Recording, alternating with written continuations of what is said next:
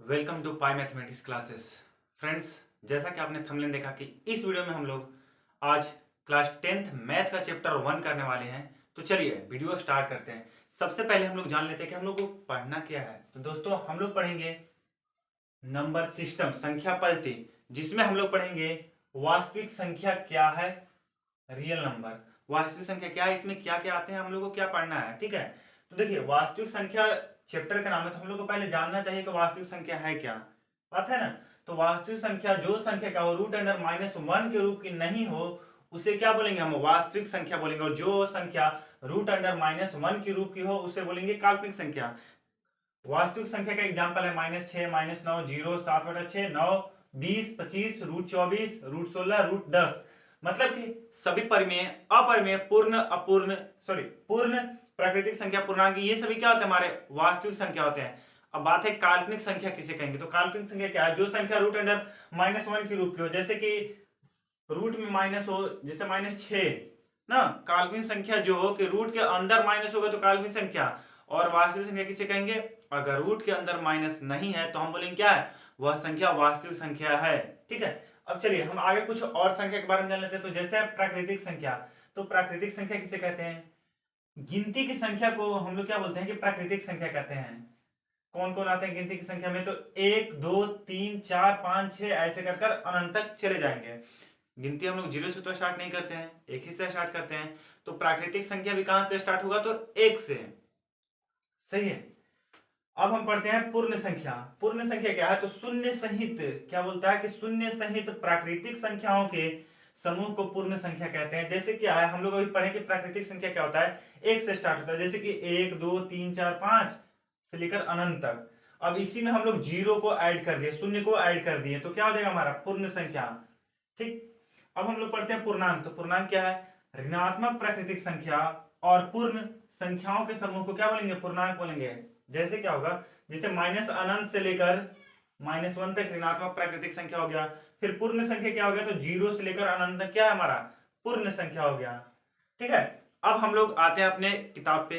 किताब में हम लोग को सबसे पहले टाइप 2 क्वेश्चन है। दो टाइप के हमारे किताब में क्वेश्चन है, एक है यूक्लिड विभाजन, एक है सिद्ध करने वाला।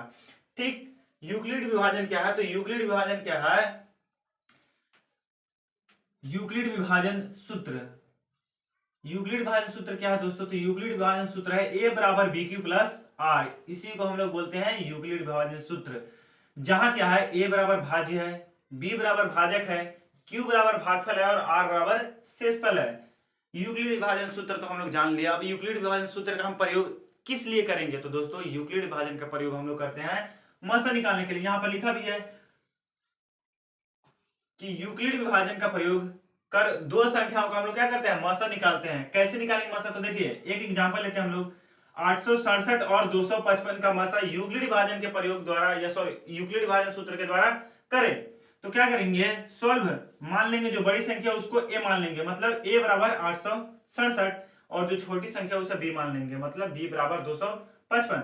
अब हम आते हैं अपने फॉर्मूला पे। हमारा फॉर्मूला क्या था, तो a बराबर बी क्यू प्लस आर। तो a कितना था, a की जगह पे b के रख दिए। अब r q कहां से आएगा, तो कितना से गुना करेंगे कि 867 आ जाए या इसके आसपास। 3 से गुना करने पर शेष कितना बचेगा उसको लिख देंगे पीछे। एक स्टेप करने में आपको कोई दिक्कत नहीं होगा। अब बारी है सेकंड स्टेप करने में, हमको क्या करेंगे। अब इसमें क्या होगा कि a हमारा नया हो जाएगा और b भी क्या हो जाएगा, नया हो जाएगा। कौन नया a होगा और कौन नया b होगा, उसके लिए क्या करेंगे, जो हमारा b है पहले से, अब वो जगह ले लेगा a का। यहाँ पर 255 b का काम कर रहा था, उसके बाद क्या हो जाएगा, a का काम करेगा 255। अब जो r था, अब वो काम करेगा b का। ठीक है, हो गया, हमें a और b मिल गया। उसके बाद q क्या करेंगे, हम खुद से निकाल लेंगे, और जो शेष बचेगा उसको प्लस में पीछे लिखते चलेंगे। ठीक, ये स्टेप हमको तब तक करना है जब तक कि क्या हो, हमारा r 0 नहीं आ जाए, शेषफल क्या हो, 0 ना आए। ठीक, अब करते हैं आगे। तो 102 हो गया। अब a का काम करेगा, और जो 51 r था पहले, अब काम करेगा b का। ठीक है, अब q क्या हो जाएगा, तो 2 शेष यहाँ पर 0 आ गया।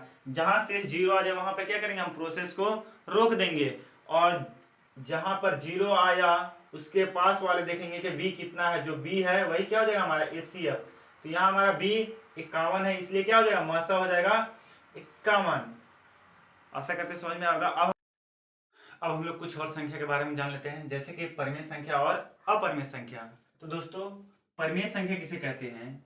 वे संख्या जिसे p बाई क्यू के रूप में लिखा जा सके, जहां p और q कोई पूर्णांक हो तथा q नॉट इक्वल टू 0 हो, उसे क्या बोलेंगे? हम परिमेय संख्या बोलेंगे। ठीक, मतलब कहने का सीधा सीधा मतलब है कि जिसको बटा के रूप में लिख सकते हैं या भिन्न के रूप में लिख सकते हैं, उसको क्या बोलेंगे? परिमेय संख्या बोलेंगे। जैसे हो गया 6, 6 को 6/1 भी लिख सकते हैं, -3 को -3/1 लिख सकते हैं, 8/6 √16। √16 ये परिमेय कैसे हुआ? तो इसको 4 का स्क्वायर कर कर ये रूट से बाहर आ जाएगा 4 और 4/1 हो जाएगा। ठीक, अब है अपरिमेय संख्या। अपरिमेय संख्या किसे कहेंगे? तो वे संख्या जिसे p बाई क्यू के रूप में नहीं लिखा जा सकता है, उसको बोलेंगे अपरिमेय संख्या। जैसे कि रूट का 6, रूट का 7, रूट का 3, रूट का 2। ठीक है, कहने का मतलब कि जो संख्या रूट से बाहर नहीं आएगा उसे अपरिमेय संख्या बोलेंगे। एक और चीज, जो संख्या का अंत में 2, 3, 7 और 8 लगा हो और संख्या कितना भी बड़ा हो, अगर लास्ट में 2, 3, 7, 8 है तो हम बोलेंगे कि संख्या क्या है? अपरिमेय। कैसे? जैसे एग्जांपल देते हैं, रूट अंडर 1, 2, 4, 6, 8 आ गया, लास्ट में क्या है? 8। मतलब ये संख्या जो क्या है? अपरिमेय होगा। अगर लास्ट पे 8 की जगह न रहकर 2 रहता तो भी क्या होता? अपरिमेय। अगर 3 रहता तो भी अपरिमेय, अगर 7 रहता तो भी क्या होता? अपरिमेय होता। ठीक, 2, 3, 7, 8 में से कोई भी संख्या अगर रूट के अंदर लास्ट में है तो संख्या क्या होगा? अपरिमेय होगा। ठीक है, अब हम लोग जानते हैं दशमलव प्रसार कि जो परिमेय संख्या है, अपरिमेय संख्या, उसका दशमलव प्रसार कैसा होता है। अपरिमेय संख्या का दशमलव प्रसार जो है वो अशांत होता है। ठीक है, और परिमेय संख्या का दशमलव प्रसार शांत या अशांत दोनों हो सकता है। जो अपरिमेय संख्या है उसका दशमलव प्रसार क्या होता है? अशांत होता है, तथा परिमेय संख्या का दशमलव प्रसार शांत या अशांत दोनों में से कुछ भी हो सकता है। अब जानते हैं कि दशमलव प्रसार शांत कब होगा और अशांत कब होगा। यदि परिमेय संख्या के हर का गुणनखंड केवल 2 के पावर m और 5 के पावर m के रूप का हो तो दशमलव प्रसार क्या होगा?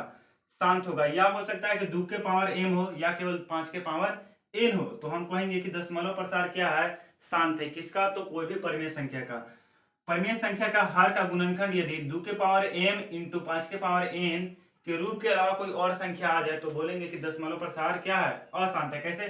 जैसे कि 2 के पावर 2 आ गया गुणनखंड, 5 के पावर 3, और अगर कोई और संख्या आ जाए तो 3 ही आ जाए, या कोई संख्या और आ जाए 12,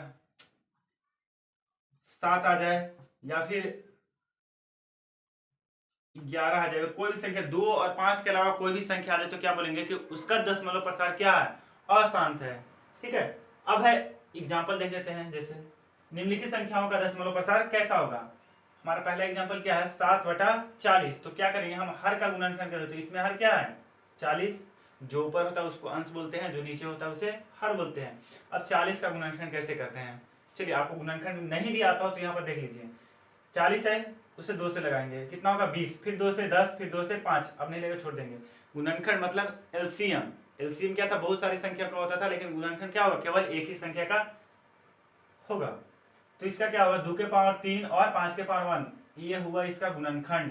तो क्या इसमें 2 और 5 के अलावा कोई और संख्या है? नहीं। तो क्या होगा? इसका दशमलव प्रसार जो है वो हो जाएगा शांत।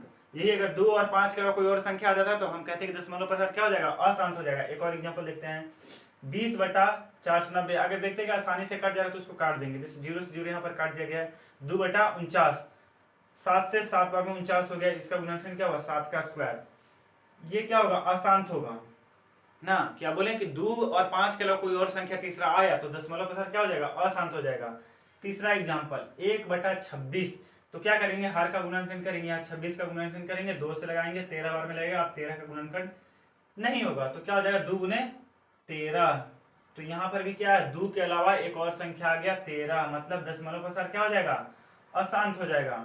चौथा एग्जाम्पल रूट का 6। तो रूट का 6 क्या है? अशांत हो जाएगा। क्यों?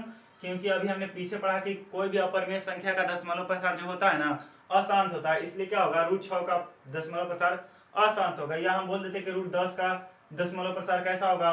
रूट 26 का दशमलव प्रसार कैसा होगा? जो भी अपरिमेय संख्या है उस सभी का दशमलव प्रसार अशांत होगा। अब है पांचवा एग्जाम्पल 2/80। तो क्या करेंगे? हर का गुणनखंड करेंगे, यहाँ पर 80 है, 2 से लगाएंगे 40, 2 से 20, 2 से 10, 2 से 5। तो क्या होगा? 2 के पावर 4 गुने 5 के पावर 1। ये हम 2 के पावर 4 कैसे लिख रहे हैं? अगर आपको डाउट है तो बता देते हैं कि यहाँ पर काउंट करते हैं, गिनते हैं कि 2 कितना है, 1 2 3 और 4 बार 2 आया, इसलिए हम 2 का पावर 4 कर दिए। 5 एक ही बार आया था इसलिए 5 के पावर 1 कर दिए। यहाँ पर क्या है, 2 और 5 के अलावा कोई तीसरा संख्या आया ही नहीं, इसलिए क्या हो जाएगा, इसका दशमलव प्रसार शांत हो जाएगा। अगर दूसरा संख्या आ जाता तो क्या होता, दशमलव प्रसार अशांत होता। ठीक है,